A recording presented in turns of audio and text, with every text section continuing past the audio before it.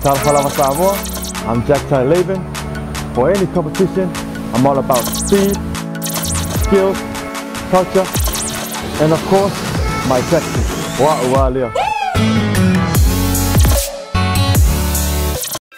We're here to give the opportunity to people for full-time work in New Zealand as a skilled worker, so trades, carpenter, mechanic, or anyone who's successful with the quota.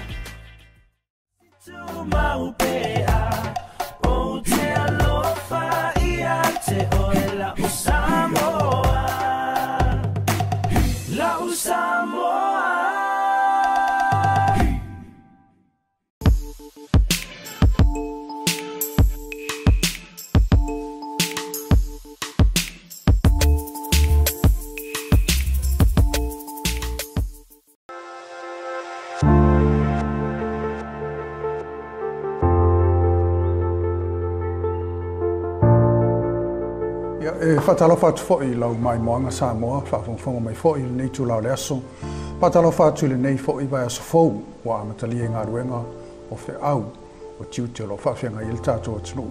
Po whelawalo e mai mō mai ai ma e maua mai foi le nei whawaponga o lava singa ma lore soifua. Se aso mātanga o fia foi le amatanga o nei vai aso tono le tātua tunu i Samoa nei mātanga o fia le sulo le lama nei le tau le vevela tele pai foi sina malu pai matimu ma losi te savili e pai ma lulu savili ia e fautua ina i fo ile ai fa le soi fo ma loloina ona va ve na faina ile fulu ia ai me sei swinga o le tau mai le taimi to tele voi nisi mai fa folo fa ta smelta tu tnu fontanga e kale sia o lo fa nga sol nei vai aso le conferenisia le kale sia me tisi ma pe fo ile fontele ale worship center lena tala ile amatanga nei vai aso tonu pia i Samoa nei. Malo soifua talo falava. Nei whapoponga o lava singa. I le nama aso tōne i atu ma lava singa na whawhenga i le tātua tunu. O lo tele lava ma laua lunga tala noanga i le whainga pālota o lo saunga tōne i ai. E me se fo i whaalau i loa o nisi o wholafolanga o lo tu ina mai nisi o vaenga whaupwhai. E tamu whai e whaato sina le langolangoina o lātou i le taimi o le whainga pālota i le solua sumaleiva o le masino au kuso o le tausanga nei. Ia, fia po i le umola noe whilo e ma le tamai tai tu stala sinia o le perstene fo i o le wharaputonga le tu stala ma lau whasa lau i Samoa nei. Ia, le tamai tai o tali ilangi keresoma. Ma te whasoa tu nisi o mta upu o le atala noina nei whawaponga o lava singa. Ma alo soi fualai? Ia, soi fuamanui a apulu. Whai afsina sui e ngol tau nei vai taimi a pai ao lo ma ne le solo la ma ne fo il malu le vela tele sa le leia o ka ko kwa over de vela tele taimi a le manga il susu ya ile sau ke mingi ke do fo ila wanga e mai fafo o la to a fia fo ile suinga le ile tau le taimi ne le malu la le pena sau no sabilia e yo iste mi wo o maru si me sabili ma mai le malu ruo ya o lo taimi o so le la ia o fai rose tūlanga whapena. Ta ora mai wha le soi fo marolo ina ona sui ai papel tau. O le pēl suinga hoi le to tele wai nisi mai whafo le sa mai tau ina sa le stala a sofa le asfraile le sofa o Juni o Julai a sofa o Julai le na whaamuta i le tāpunia alo i le stala ino le au palot. Whai lava i o me masania le tātou le tua le te muli muli au. Sa o le lei lava i le lawa tātou ba ai e le mele na tupu nei. E tu o le taimi muli le rana e le ngata po ile le lofi atu le e fia maua le avanoa awa fe o mia e se tu lofo ile le ia maua le tūranga le wa tau tū le mai wa lava ina tu lai mai nai fa vesi po ile le vao nisi ono la le tūranga le o le taimi muli lava a pe ona e ta ua apuru e sa ona mai tau ina foi e to atele yo la malanga mai fa o nisi sa ma fai ona fa atala no o peina na o mai ai lesi aso, whaile lesi tala, toi fo i lesi aso, i le wai ko o te mine o mai e poile le nana maua lava no mai whaile lesi tala, ia toi tua sa mo pei, o pe se mea fua, foile le pase, se le whiwa i mai e le, i o le nau ta inga lava ia maua lava no e, whai e se sao e le tātaka na pai. No winga o umana lesi tala, no winga e o toi o lesi tolu vaso toi fo i mai mol palota. Toi fo i mai fo i whainga palota. O nisi o vai o lātou sa mātou a whaatala noina, le la ere tūranga lea. ngā le fio mai a le stala po le ale umile o mai e po all time e toi fo e mele te imel whainga pālota. Tole fo i o le mata upua leo lo o i fo le whaaria o whina ngalo, ma whina o i fo i. E le mo mia le a whai whina pālota le tangata, mo mia le malanga mai e pālota i. A le sa tau mwhai atu ina e whawhaingo o fie, ina e whaina pālota sa. Lona winga o le iai le whina unga tele lava. E mo o mia le whaatino le tūlanga leo no le tō tele o la tō ni whawhon whai o na pālota mai. Sa o le leila, ia matauria la o le ua au mai e nisi o paenga whaapwhai. Ia le tūlanga lea, la tau te apape pale mai. Ia o le tūlanga le sila ia la tau o le to atele o le mai tau atu i nisi o whamtalanga pe e to atele atu tangata Samoa pālota o lo au mau ia tunu mamau. Nai lo i la tau o lo i nei i Samoa. Ia tono le tūlanga poi la le na e whanau no ta ingo le mālo le wau matu nei. I le tūlanga po le sa tam whai e ne ia mwhai o na whai se tūla whono e pālota sa o mei la tau mai o nai lo le tau. Ia wale mena la whai e sia tunu. O le pālota atu pui le te pe fwoi o nei New Zealand o Amerika ia e whai o mai nei pa ia pālota o na momori e lei o i le. Ia le whanau no ta inga na o lo i e nisi o vaenga wha o whai te a pale mai le il whenga pālota o le suingo le tūla pono na. Iwa te tilo ai langi awhai o whainumera leo lo iai. Ala i titi mai whaafe tangata Samoa lo whainga luenga i whafo. Me voi leo le ngā luenga whaavai taimi. Ioi. O la tauna mo mia le pālota lona winga tauna i ai le mawhai. The capability m whai o na pālota mai la tau i le aso. Tai pia o la tau le New Zealand mo le whaatai taimi. Australia voi len whaitalu e nei a lua tolu masin talu ai. No al taimi le pālota na no ai le ofisa o Australia. Whaatino le latu. O te ilo mo le taimi le nei o le ua i le sao o le teknokolosi mwhai on whaatino le tūlanga le. Ata ona se tūlanga i tau ona mwhai on whaatino. Mai mwhai ona whai i le capability o le technology le ua i le taimi le nei. Sa o le lei lava. E maa lia e le o te mantua le se taimina mamalanga whaatasi ma le sui mai i le ofisa o le ambasa o Iapani. O ngā whiwhakafu te whatoa o tai loa ai. O le whai atu ngai le pālota i la tau nei a tangatanu Iapani. O nā alu leo tangata mamoli a loa ia i le pusa pālota le. I o le ala na maa o whaatasi e la ma le ali inga lisi po i tausanga. O te whesila ati e po sana malanga e whmele o le alu ave le pusa pālota la leo la tau tangata. Ia peo ne saunoa. Technology le keminge. O taun whaingo fie. Lono winga e sina whai o le pālota le whaongai lunga le teknokolosi. Ai mo mia fo le ave al pepa pālota. Mo mia le ave al pepa pālota. Tato e ailangi i le tumu le sa iai o le ia tato wata i le mai moma fo i le atunu. Ia le o tato le no me masani ia. O le te mantua le siwai taimi le sa o whai taimu le no. E na matua ngau ai lalo. O le me whai le folo le fale o na o le mamafo i la tau o tumu atu. A le voto e o atatou i le. E isi aso le taimi le na po le balu lima pea. Malama le tae au, sa alu ato le sia so alu ma le po, malama le tae au, le tumu la.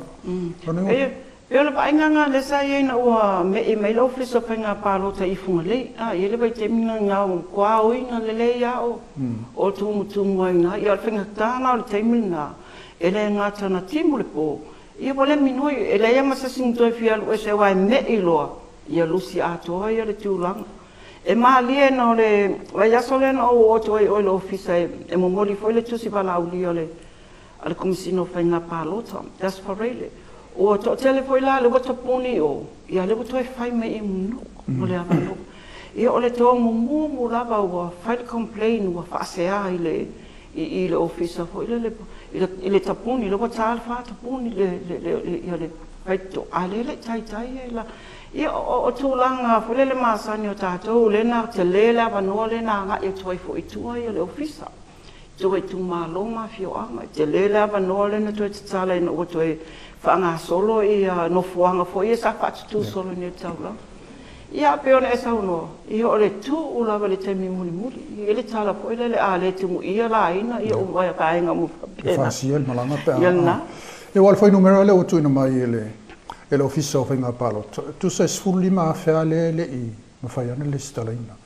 E o se whai numera maa walunga tele, wa latu whai numera le ntuina mai na ua tapuni le asfraile. E se lau sfuli fitu wafe lua se lau lua lima.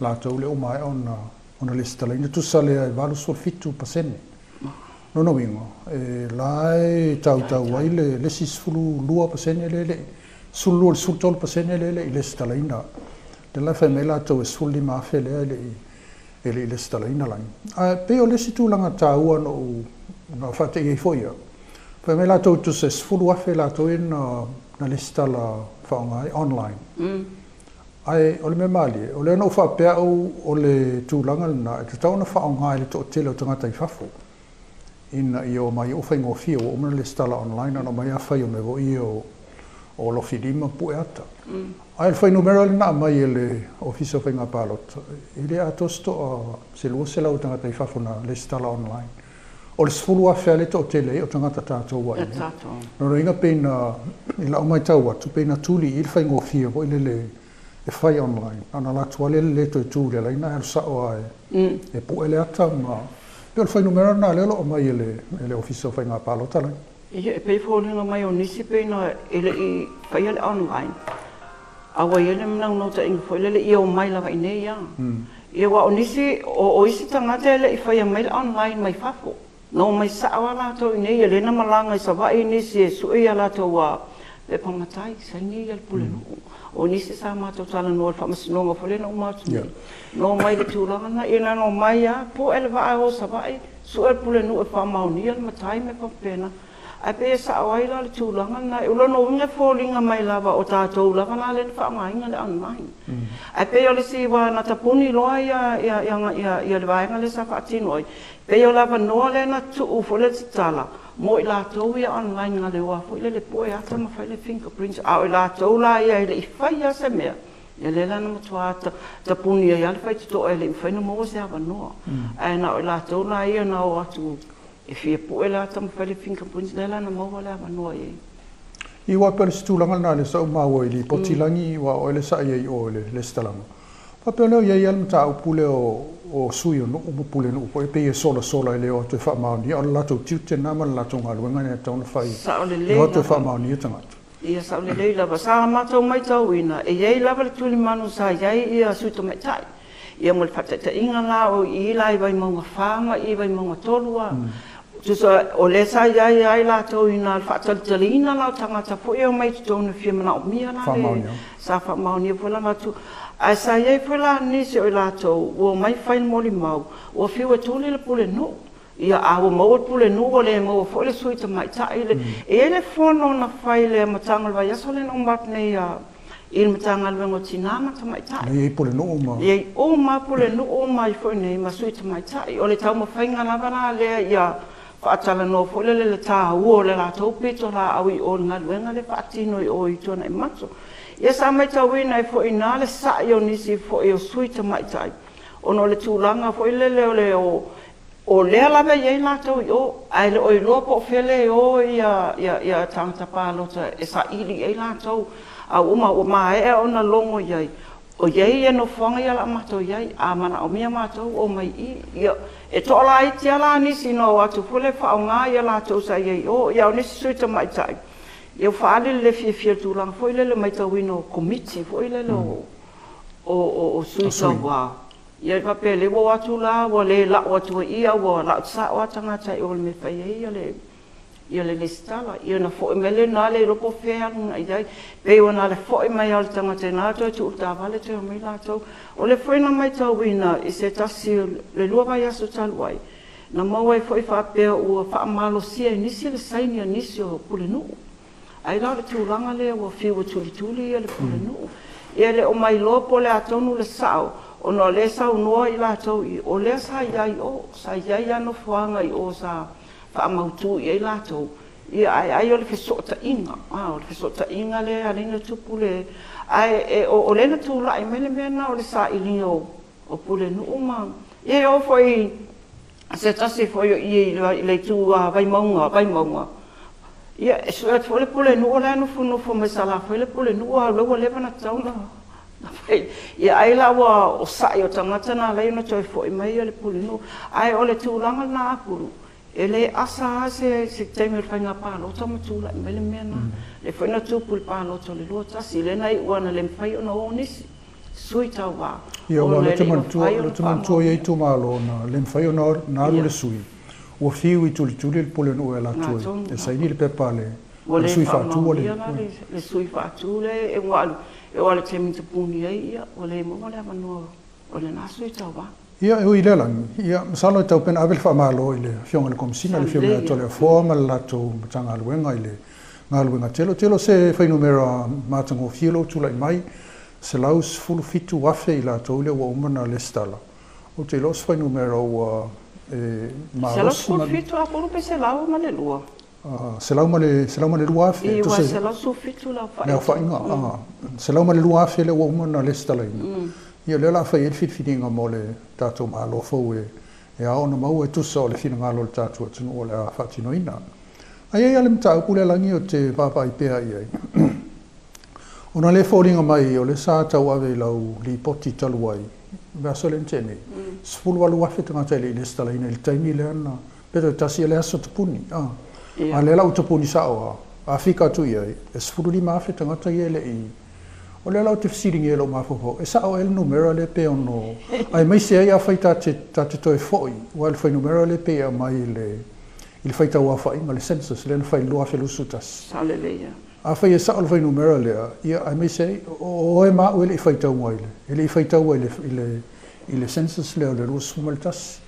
A le sa e ma sa salonga o iwa pe I tangatan fai tau fa lua, fa tolu ono le sa mo lima sultala ono ingo wad vo ile telo le o lima sultala e mo ai uma o ma ule le faitau e fo istanga tele faitau ina ile faitau male o le lua fe lu sulta spela le ofsil pe o tau le tonu ina le sul lima fe de po sa o foi numero pele e sa le o ya pulu mana tua pulu le na tala no ina la vetu tonu al palimene ma tau le na la ngai niso sui fai pule ma fasilingi e foi leo fa ingo le census na fai le na vai te mi pe sa o le fai numero no o lava fo ini so fai pule wa la to sa no me pe o mela le sa no mai e ini so na to wa fio anga wo otu e le la ve to nu le ile la fo ni le fai tanga le ia wa o le stanga ta o te fo ia tu le pona ma ta wainga o fo ia la ta sa fai le tu singa ino e o le la ta ye mai fai me bo misi la o le masfurta la o le IT e po la me le na tala no e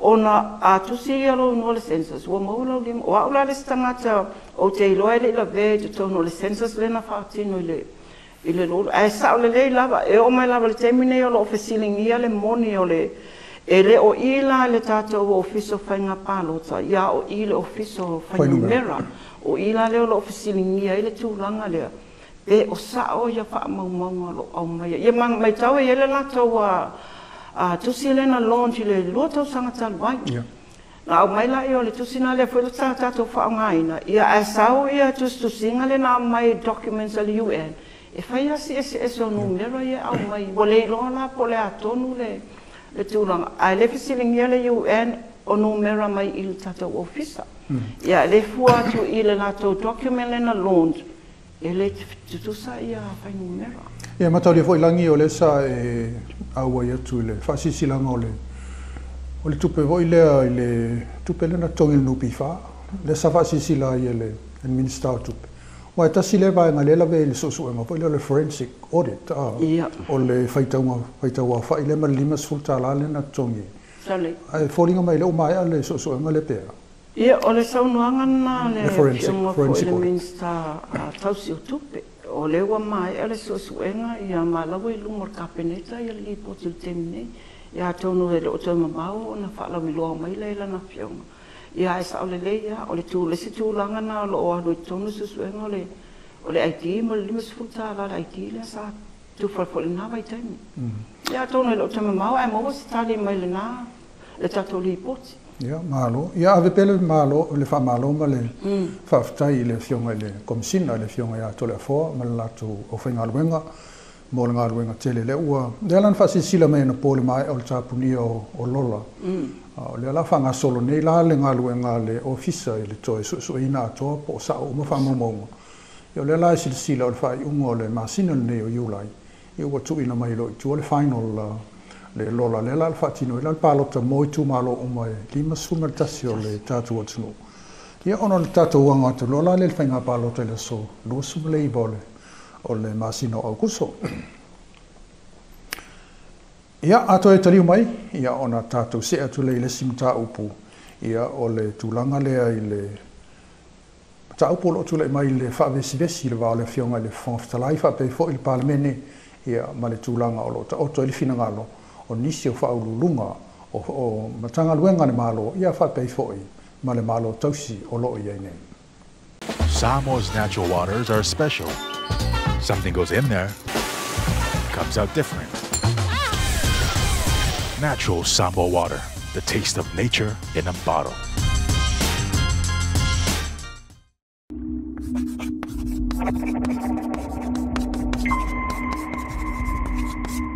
Victims of sexual violence and rape often suffer after effects such as depression, flashbacks, and post-traumatic stress disorder, or PTSD.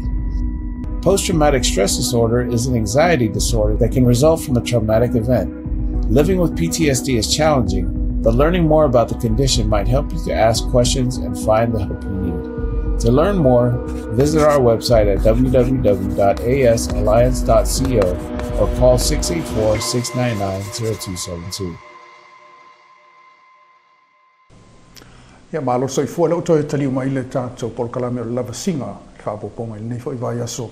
O stasem ta aukum tūlai mai le vaso na te nei o lo whaawawina pēr le wheesesia inga o lo tūlai mai ma whisilingi ai le tūlanga o le whaawawina o le tofinga o le fofonga whetalai o le maota o le fonga whetalai o le palemene o Samoa ia whaapea I fo I ma le sui fofonga whetalai. E pei o na maitawina le atunu na tūlai mai lava le whaavesi le wao le whainga malolo o iei nei I to tonu o le palemene, le sai ulawa na whaatuina ai le lafo o le whaatuatuina e whaasanga I le fionga le fonga whetalai. Ia le po ila sai ai le tūlanga tuina atu I le whaamasinonga e whisilingi ai le tūlanga moni e taati ai le mta upu ai peitai. E le I whaatauna uina o na ngasala ua toe tuina atu whaatuanga whaaloia e le tālawhia ngai le tūlanga pe on tūlai mai. Ai o le vasona te nei na toe alia e mai foi.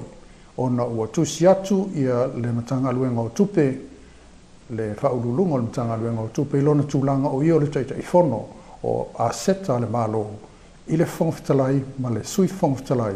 Ina ia toi whaafo I mai ta avale al matanga luenga, po ta avale al malo, lea o lo o la whaonga ina. Maa lia whole mta ukulea langi whaapea, ua umaa, ai mai se ai, o lea sa whaamala lama ina, e le fionga le whongwhitalai le sunga ia pali. O le pola li o ta eo masipau. Ele ai o le tusalava o le tula fono whaavae.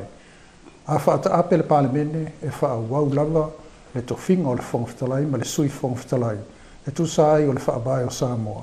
Ai mai se ai, o le sile whaurulunga o le o poutu fo I e tolu o le tātou whainga malo, o le pūlenga le palemia ma le kapeneta, o le palemene e whaurulu le whongwhitalai, ia ma le whaamasinonga e whaurulu le whaamasinosiri. A leo po peo lo tula I mea le besi le ta o te tonu le ta o pule alai.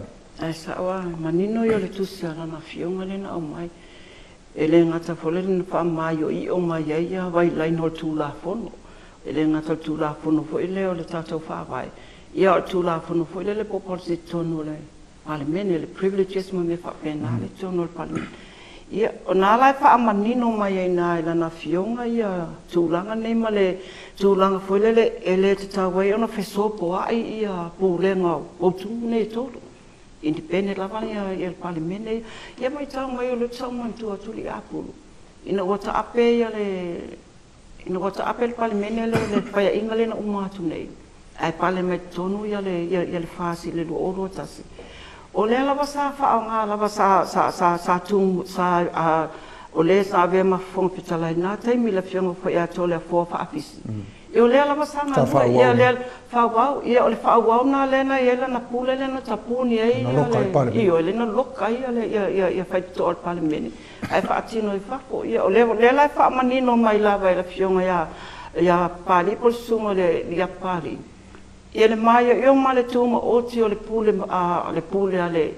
ale whonga whetalai ia e le ngata whoile le tonu o le palemene. So se mea lawe tonu o le palemene. Ia o pia la maa seta ia. Le whoina sau noa ia la fionga le palemia le whilo inga matusitala. Na whamanino mai whoina ala na fionga. e whaauau lava to whinga ale pale a whongwhitalai. E le i o la sana whaamatalanga po se saunoanga i le whaauau o le to whinga o le sui whongwhitalai. E na ar whongwhitalai lava le ngata o le taawale. Ia o le totongi o me whapena. O le whuni whamanino me lava le whionga le palmia. E fwoi le wheloa inga le matusitama. Ia o le mta upule utulai mai nei. E moni o le sa whamanino le lei o le whongwhitalai. O la ue whaauau. Ia le hoa ta wala mta upule le sa tulai mai lua whelusu tas. E o atu ia me whaatauto le aua loka i le whongwhitalai. Tausi sai ai. Whongwhitalai tausi sai ai. Ia ma le whailau tusi o le paramene nei. Nā mai taimi le mai tauina le atunu moli mauina. I le sa whaatino lai whafoi le whale ia le whaatautonga le saua i nei le. Ai pela lau tula e meila leo lau to e whesiringia la le whainga malo le i la tau a whongwhitalai le whaatauto. Saunini. Ia ai o le mea leo te mai tauina. O le maali o le tali le whongwhitalai na whai. Ma tau leo whao ngā nei la e le whailau tusi o le whaululunga o le mtanga luenga o le tupe. O whao ngā la le tula whono le ai ai tupe le malo. E wha pe mo mi elto e wha fo i mai ole. O ta vale ia le whongwhitalai ma le sui whongwhitalai. Ai maali le tali le whongwhitalai. Pai te tauna alu e su e maise. Sa ili maise whautuanga wha alo ia. Le lei. Ona le tala whengailana ma ta upule tula i mailani. Ia ara whaururunga foi o le loia. Whaururunga tanga vengo tupe o loia. Mo e per mai tau artuare na iei pe le i uma le vale o lo tula i mai. Pe o lo whaauau lau. Ai langi e mantua i wa o lau sunga po i wa lewa nei le ngā ruenga tustara. Ato tātou e fo i tua. E pe e tā o to tonu wale me tā upulea. Ma le tūlanga fo ina iei le sim tā upulea tula i mai. Ato no e tāna whenga ia tātou e asia. Leo te mantua pe o le tūlanga leo le siringia e le pūlenga. E le executive. Le pālemia ma le kāpeneta. Le pule le whongwhitalai. Le sa tula i mai le pe lua fe suma lua. Leo te mantua wa e sa iei fo.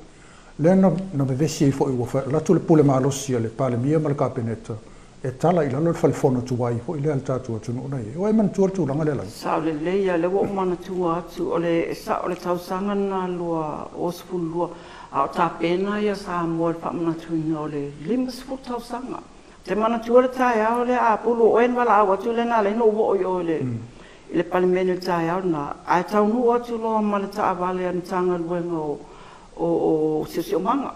A tura me pena, e lotu e la le ACE, o lotu e la ma le tamari i le lotu e tu i lano i le. E tala i lalo le fale. E tala i lalo le fale fono. E lotu la ma tusi, a watu i le kapeneta. E ta ea lotu la o tu wai o le skulati, o man fa atonu le fonga fetalai le nā taimi le fionga e la auli. Awane i lotu, awalawane i eise se me pa o i le fale. Ona mato sa lela famtala tu mato taia ona o mato sa vale fata si uma mai nei la sa ye fo imalisi fo ia atama ta tu salo mato sa vale uma nei mato volo i oil officer le fonga fitalai ta o filola e o ma o ye fa fo ia na tonu ia le sui o le MNRE ia mal tamali le a mai lo ye mal tu sia fonga fitalai o le tu sila le o tau mai awalawa ni tu oi lalo sa mea fale o le pule fonga le i tono le o le ase tono le loto wa tono pale mene o le vahe o le mena i pule le fonga fetalai o le lawa mato sa vali mai ia mamata wana wina la sitama le tala le tusi ma se faitau e le oilo la sitama o le wa faitau le tusi a le wa live mai le mei lunga le leiti o le temina le na laino mata wa ai mai le alu watu la tunu i le tae au lea. Ai pei o ina le wa watu le pule a le executive al kapeneta. Ia e watu e ta ofi mai o e le pule le fonga fitalai. O pei la le wa matana fite ina i lola i o pule na i o pule al kapeneta ma le pule o le fonga fitalai. E maa lia i o le na aso. Na o alawa la fionga i le pale mia na nga i atu i o. La tu o fta milo asi awalo lofi at foi mala tu no apol o le temele fato ate al fitul taia awalo lofi tu mala tu no atu foi le pe e te ona o le do e bo sila fia la tu no le limas fulu tau sanga le tapena ai pe o se tasile o mata anga foi le o talitonu lātou e tatau ona awan i tuai lalo ai avea ma whaamanatu fo i lelo le 5 tausaga le o ia e o ai fai pule no atu uma e o fai pule te mila stoi ino parsalue le tu o le tautua ia o atu mai o no foi la o le te mila le whaatalino fo i le pola se me tu lai mai ia o te mantua pulo lena ia le fono whaatope lava ale kokas ale HLPP le aso lava le fiafi ona la le tūlanga le na tūlai mai ia le fōtata o le teiloa ia nai vesi na tūlai mai e tono le nā taimi ia ale mea na tupu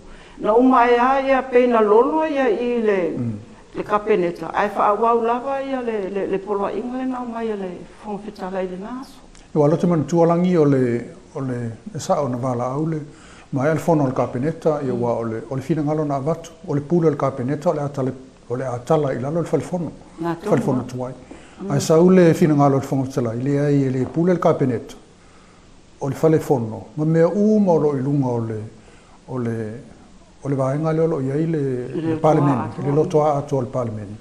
O le mele nai pule ai le whongwhetalai. Le lai pena e ta ua leo te manutua sa whai le whono whaatope a le vaenga wha aupu whai. Ai matoria voi langi le teimilina, e to o lua i la ua sa avem whongwhetalai lai tono le kapeneta. O le fionga le ato le afoa sa avem whongwhetalai, ia ma le tō whaatoro fua, le unmoenga, le sa iei fo in. Ai pei ua alu la fina ngalo, e le ai e pule atu le kapeneta i le palemeni. Ia, ai mo le masalo lo silifia le atunu, ia na iaso na vai. Ia, ua peu whapena ua atu le atunu ua le tau mwhai ia uli talai le fale, ona le tā ua o se maa whaamanatu le mo le tatu, o isa saini ai le mea o ile sa fono ai le palemene le awhi se lau ono sifulu o mai le awhi se lau ono lua le ntu tasi le tatu atunu, ale ala tale peila. Ia, peila le whae ungol mta upulangi, o leo te manutua. Na toi talia le kapeneta, ia le finangalo le whongwhetalai nawai taimi le fionga ia la auti. O le pule tala i lalo le whongwhetalai, o i le whalefono tuai lea, e whai le pule le palementi. O le lana e ilo le pea na fsiri, o le ala le me whai. Ia le whautuanga le whongwhetalai, talo le fono le palementi. Ia le ala e tate manutua, wa le sa iai. O le sa whaatua i le lafo, atu le palemia, le sunga atu le epa whaatua lafo, ia, o le lafo la le na talia le palementi. Tu salo le whai unga le palementi. O le whai unga le o le atala i lalo le whalefono tuai. Ia le ala ua tala ni, o le isi whalefono. Ia masalo na awatai e tau te matamata, ia o le isi whalefono a tutupu mea tatu whanau le lumana. Ina o le tala noa ia, o le isi se whalefono. Ai pe o le tāu, o le tāu pule lagi o tatu e o mai. Ono leo no fina ua le tūlanga le, i le vā o pautune e tonu. Pe o le whapea atua le vaenga le pulenga le palemia ma le kapeneta. Le o le matou pule au a po wheanga i ai. O le alai tali mai voi la stoina leo lo iene. Le stoina lo pali. Le ai la lo le whawai. Le tuto tasia matou e whawawa. Pe o le sa ta ua voi la o le vaenga muni muli al tusi al toina leo lo ta ua le tūlanga le pe o na ta ua voi la au li lula le sulua.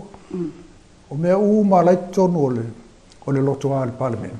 O le mea na e pule le palemeni, a le pule le palemeni. Ia e whaatino le whongwhetalai. Sali leia, ia o pile whaamauna, e le ngatau le tūlanga le tūla i mai le teimina le tau whiere tu ina lalo le pale. Ia le whena whaatino le pule a tole a fua whaapisi le teimi, na whaawau e fuela na ia whongwhetalai, ia le fuela Lena roka il toi, il palemene. Ia tonu lava, ia o pine whaamaula na o le manino, o le tumo oti o le pule ai al palemene whongwhetalai.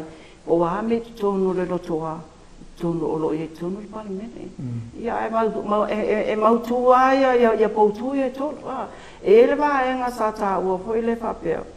Ona e pule atu i le kapeneta ia o ona le tūlanga foi le lo le budget le vatunga i o le... Toi whaaso al tupe. Ia e whaaso al ia le tupe. Tūlanga whapena.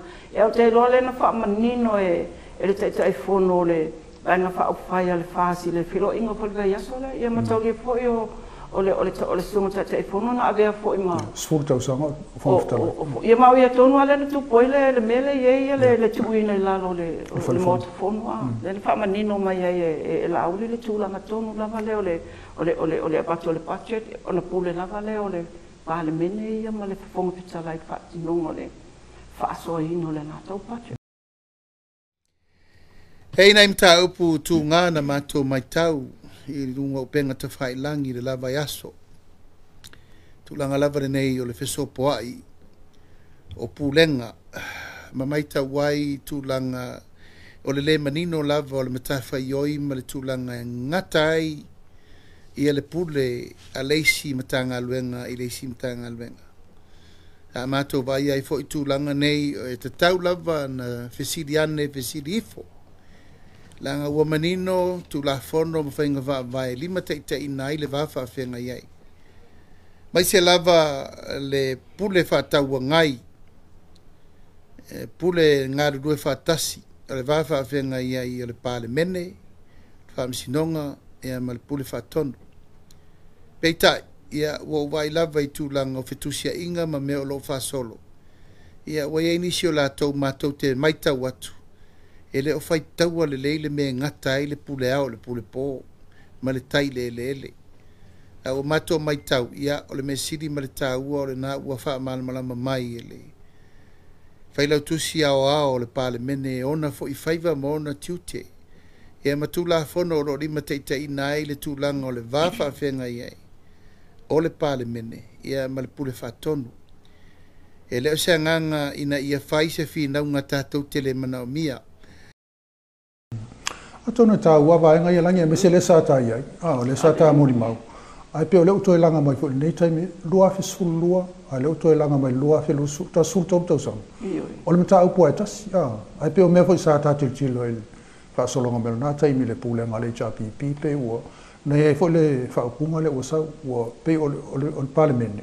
Pe na o me fo tu langa o le stamp.